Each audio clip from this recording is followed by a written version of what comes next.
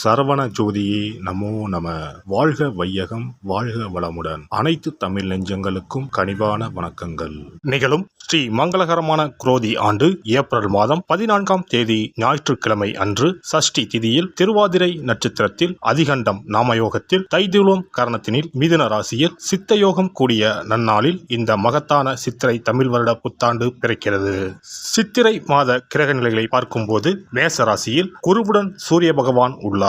கன்னி ராசியில் கேது பகவானும், மீன ராசியில் புதன், சுக்கிரன், ராகு பகவான் உள்ளனர். கும்ப ராசியில் சனி பகவானும் செவ்வாய் பகவானும் உள்ளனர். இந்த ஆண்டு சித்திரை மாதத்திலேயே குரு பகவான் 12 ஆண்டுகளுக்கு பிறகு ரிஷபராசிக்கு இடப்பெயர்ச்சி ஆகிறார். 30 ஆண்டுகளுக்கு பிறகு சனி பகவான் மீனராசி சென்று ராகுவுடன் இணைய போகிறார். பிறக்க போகும் குரோதி தமிழ் புத்தாண்டில் 2 கிரக உச்சத்தையும் ஒரு நீசபங்க ராஜயோக கிரகத்தையும் தன்னுடைய கோச்சாரமாக கொண்டுள்ளது. சூரியன் குரு இணைவு மிகுந்த நன்மை தரும். ஆனால் ராகு, உச்ச சுக்கிரன், புதன் சேர்க்கை கொஞ்சம் திகிலாக உள்ளது. அதேபோல் சனி செவ்வாய் சேர்க்கையும் நன்மை தருவதாக இல்லை. எனவே இந்த வருடம் நன்மை எவ்வளவு அதிகம் உள்ளதோ அதே அளவு கெடுதலும் உள்ளது. எனவே அவரவர் குடும்ப பெண்களையும் இளைஞர்களையும் குழந்தைகளையும் நீங்கள் தான் பத்திரமாக பார்த்து கொள்ள வேண்டும். இதில் ஒன்றை சொல்லியே ஆக வேண்டும். நினைப்பதை நல்ல செயலாக நினையுங்கள். ஏனெனில் கொஞ்சம் கோக்குமாக்கு யோசனை எட்டி பார்க்கும். வேறென்ன, ஒரு துணையை செட்டப் பண்ணலாமா என்று ரொம்ப நாளாக மனதில் ஓடிக்கொண்டே இருக்கும். இந்த மாதிரி விளங்காத யோசனைகள் எல்லாம் வேண்டாம். செல்வம் செல்வாக்கு பெருக, நல்ல நட்பு கிடைக்க, முயற்சிகளில் முன்னேற்றம், வாழ்வின் அபிவிருத்தி என இவை சார்ந்து சிந்தனை செய்யுங்கள். இந்த வருடம் அத்தனையும் நடக்கும். நல்லன எல்லாம் கைகூடி வரும். விருச்சிக ராசி அன்பர்களே, குரோதி ஆண்டில் குருவின் பார்வை உங்கள் ராசியின் மீது விழுகிறது.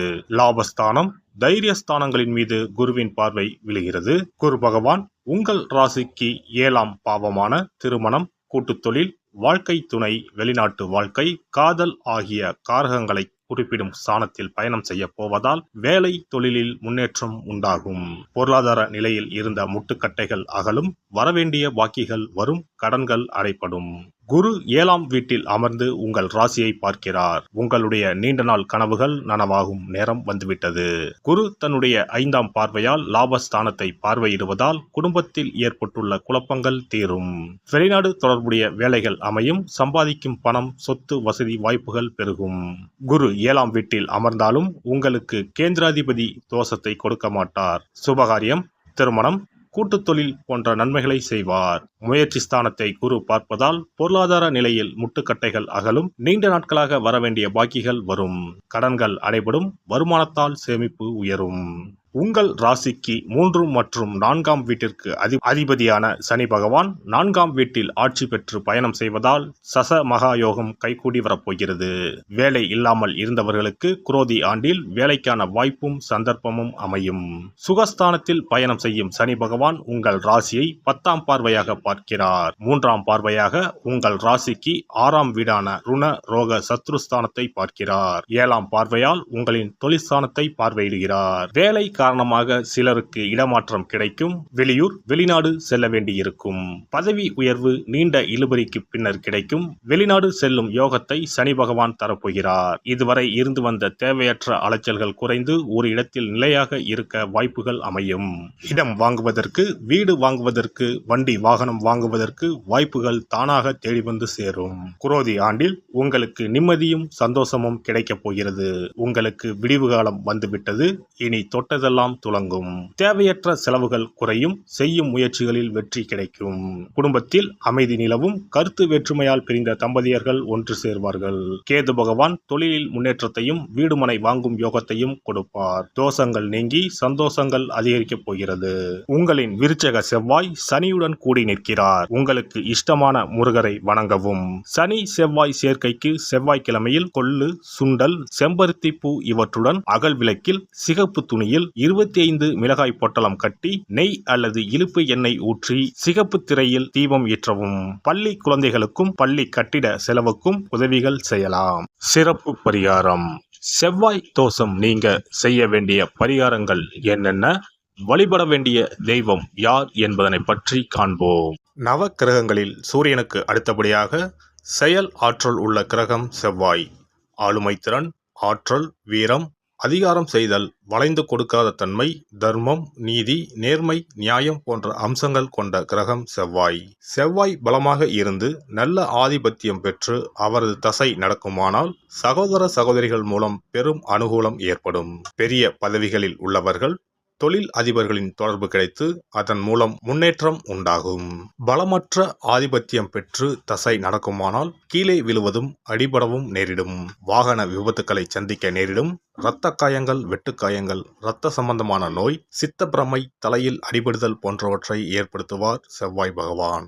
வீண் வழக்குகள், சண்டை சச்சரவுகள், மறைமுக நேர்முக எதிரிகள், பொருள் களவு போகுதல், செய்தொழில் வியாபாரத்தில் திடீரென்று பெருத்த நஷ்டம், அரசாங்க கெடுபிடி, பதவி இறக்கம், மறைந்து வாழும் சூழ்நிலை என்று பலவகை இன்னல்களை உருவாக்குவார். செவ்வாய் முதலான தோஷங்கள் அனைத்தும் நீங்க அவரின் அருளை முழுவதும் பெற செவ்வாய்க்குரிய அதிதேவதையான முருகனை வழிபடுவதும், கோதுமை ரொட்டி, வெள்ளை எள் கலந்த இனிப்பு பலகாரங்கள், துவரை போன்றவற்றை ஏழைகளுக்கு தானம் கொடுப்பதும் நல்லது. செவ்வாய் கிழமைகளில் விரதம் இருந்து செவ்வாய் பகவானுக்கு விளக்கேற்றுவது, சஷ்டி விரதம், கிருத்திகை விரதம் மேற்கொள்வது, தினமும் கந்த சஷ்டி கவசம் படிப்பது நல்லது. மேலும் செவ்வாய்க்குரிய கல்லான பவளக்கல்லை மோதிரத்தில் பதித்து அணிவது, சிவப்பு நிற ஆடையை அணிந்து கொள்வது, செப்பு பாத்திரங்களை உபயோகிப்பது போன்றவற்றால் செவ்வாயால் உண்டாகக்கூடிய தோஷங்கள் குறையும். செவ்வாய் பகவானுக்கு செய்யும் பரிகாரங்கள் அனைத்தும் முருகனுக்கு உகந்தது என்பதால் முருகனின் திருவருளும் கிட்டும். திருமண வாழ்க்கையில் செவ்வாய் பகவானுக்கு முக்கிய பங்கு உண்டு.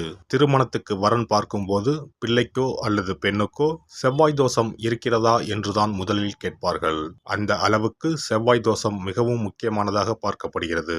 ஒருவரின் ஜனன ஜாதகத்தில் லக்னம், சந்திரன், சுக்கிரன் ஆகியோருக்கும் செவ்வாய் இருக்கும் இடத்துக்கும் உள்ள தொடர்பை கொண்டுதான் செவ்வாய் தோஷம் ஒருவரின் ஜாதகத்தில் எந்த அளவுக்கு வலிமையாக இருக்கிறது என்பதை கணிக்க முடியும். செவ்வாய் தோஷம் இருக்கிறது என்றால் நம்பிக்கையோடு மிக எளிய பரிகாரங்களை செய்வதன் மூலம் தோஷ நிவர்த்தி பெறலாம். செவ்வாய் தோஷம் என்பது திருமண தடையை ஏற்படுத்துவது மட்டுமல்லாமல் மேலும் பல இடையூறுகளையும் ஏற்படுத்தும். எனவே செவ்வாய் பகவானை செவ்வாய் தோறும் செவ்வாய் ஹோரையில் வழிபடுவதும், செவ்வாய்க்குரிய கடவுளான முருகப்பெருமானை 9 நெய் தீபம் ஏற்றி வழிபடுவதும் செவ்வாய் தோஷத்தினால் ஏற்படக்கூடிய அசுப பலன்களின் தாக்கத்தை பெரிதும் குறைக்கும் என்பது ஐதீகம். செவ்வாய் தோஷம் ஒருவருக்கு இருந்து ஒருவருக்கு இல்லை என்றால் திருமணம் செய்யக்கூடாது என்பது சாஸ்திரம். இருவருக்கும் இந்த தோஷம் இருந்தால் திருமணம் செய்து வைக்கலாம் என்று சிலர் சொல்வார்கள். ஆனால் பொதுவாக தோஷம் ஒருவருக்கு இருந்தாலும் சரி அல்லது இருவருக்குமே இருந்தாலும் சரி, தக்க ஜோதிடர்களை ஆலோசித்து முறைப்படி பரிகாரங்கள் செய்வதுதான் சரி. செவ்வாய் தோஷத்தால் திருமண தடை உள்ளவர்கள் வைத்தீஸ்வரன் கோவிலுக்கு வந்து அரச மரத்தடி விநாயகர் ஆதி வைத்தியநாதரை வழிபட்டு ஆலமரத்தை சுற்றி வர வேண்டும். வைத்தியநாத சுவாமி, தையல்நாயகி அம்மன், செவ்வாய்க்கு அதிதேவதையான முருகப்பெருமானை வழிபட வேண்டும். சன்னதியில் உள்ள செவ்வாய் பகவானுக்கு சிகப்பு வஸ்திரம் சாத்தி அபிஷேகம் செய்து பரிகாரம் செய்ய தடைகள் நீங்கும். இந்த வீடியோ பதிவு உங்களுக்கு பிடித்திருந்தால் லைக் பண்ணுங்க, கமெண்ட் பண்ணுங்க, ஷேர் பண்ணுங்க, மறக்காம சப்ஸ்கிரைப் பண்ணுங்க, பக்கத்துல இருக்கிற பெல் பட்டனை கிளிக் பண்ணுங்க. நன்றி, வணக்கம். ஓம் நமச்சிவாய. சிவாய நம.